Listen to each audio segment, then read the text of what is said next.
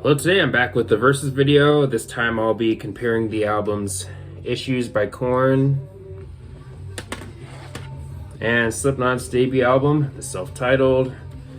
Yeah, both albums came out in the year 1999, and these are albums that I grew up with. I got into Korn and Slipknot around the same time or around similar times. I got into them both in elementary school. Korn was like around third or fourth grade or so, and then with Slipknot, that was a little bit later, like fourth or fifth grade, somewhere around there. I can't remember the exact grade or year, but either way, these are albums that I grew up with.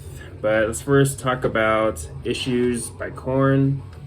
So yeah, their fourth album, and also they get a different producer for this album. They work with Brendan O'Brien, who has worked with other bands like Stone Temple Pilots and Rage Against the Machine, two other bands that I do enjoy.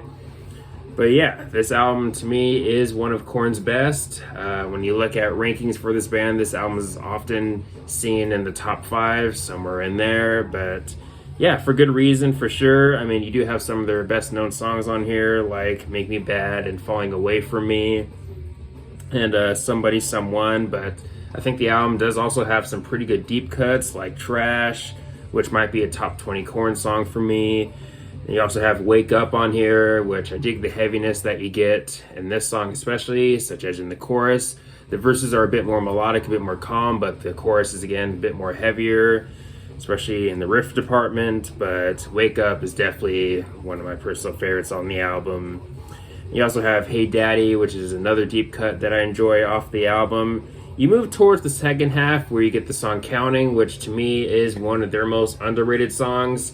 Sure, maybe not one of the more unique songs on the album or in their catalog, but depending on who you ask, but Counting to me, probably one of my favorites on here, especially with the second half, probably one of my favorites on the album.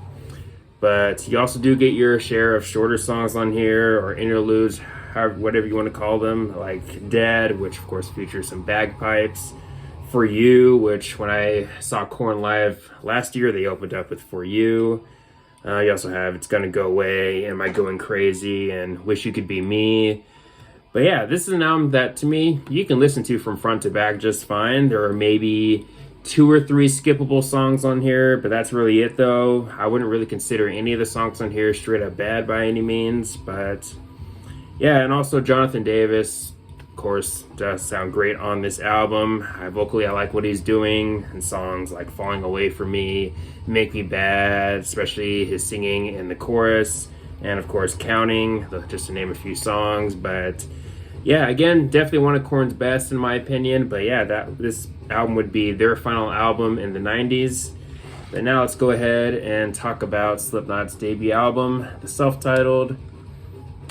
So yeah, this was produced by Ross Robinson, who is definitely a legendary producer in the world of nu metal. He's also worked with Korn, such as with their first 2 albums and Korn 3. But he's also worked with Limp Bizkit with their album $3 Bill Y'all. And he's also worked with Machine Head with their album The Burning Red. Solid album, definitely one of Machine Head's more different albums, but I do like Burning Red again.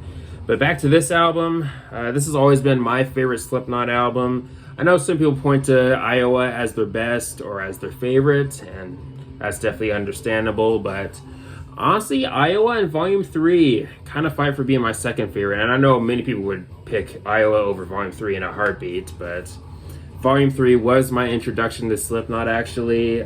Can thank Before I Forget for that, with that song being on Guitar Hero 3, but yeah, at the end of the day, the self-titled debut has to be my favorite.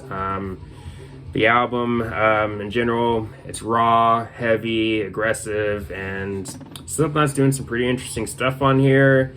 But you do have some nu metal classics like Wait and Bleed, Surfacing, which I really dig the heaviness in that song. And of course, you do have Spit It Out. But I think the album, just like with Issues, also has some pretty good deep cuts, like Liberate and Deluded, which, if I remember correctly, Deluded is a song that's never been performed live. I remember reading somewhere about that, but I don't know if that's actually true or not to this day. But either way, Deluded, definitely one of my favorites on the album.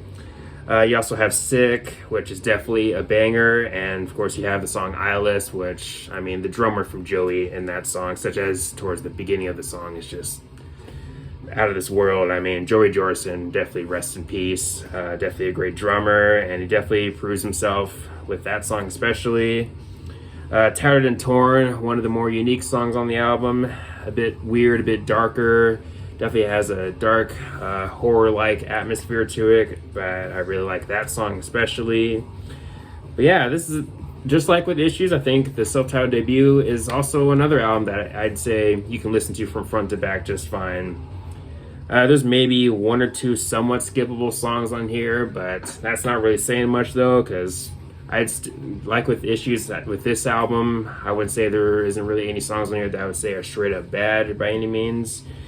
All around, a really solid album. You do have one of the band's darkest songs that they've ever written. That song, of course, being Scissors. You also have, of course, the title track on Iowa, too. But Scissors is definitely no joke of a song. But yeah, again, really great debut album. And honestly, one of the best debut albums in the world of nu metal, in my opinion. Definitely up there with other strong debut albums in the world of nu metal, like, of course, Korn's debut and Seven Death's debut. But yeah, if I were to pick which album I like more, I'm probably gonna have to. Well, this is a tough one because when it comes to the Versus videos I've done, this is definitely one of the tougher ones that I've done because again, these are albums that I grew up with. But I might have to go with Slipknot's debut just by a hair though, because again, I do think Issues is a strong album, but I'm gonna have to go with Slipknot's debut. I mean, it's just so good, and Corey Taylor, definitely one of the best vocalists in nu metal, and his vocal performance is definitely something else on this album, especially in certain songs. But yeah, I feel like this album might have less skips than Issues, maybe. Again, it's really tough for me to pick an album for this video, but again, I might have to go with Slipknot's debut album just by a hair though. But yeah, again, definitely a really strong debut album. And of course, one of Slipknot's best. But anyways, let me know your thoughts on my choice here. Let me know which album you like more and all the good stuff. But anyways, thanks for watching. Please leave a comment and a like, subscribe. Have a nice day and take care.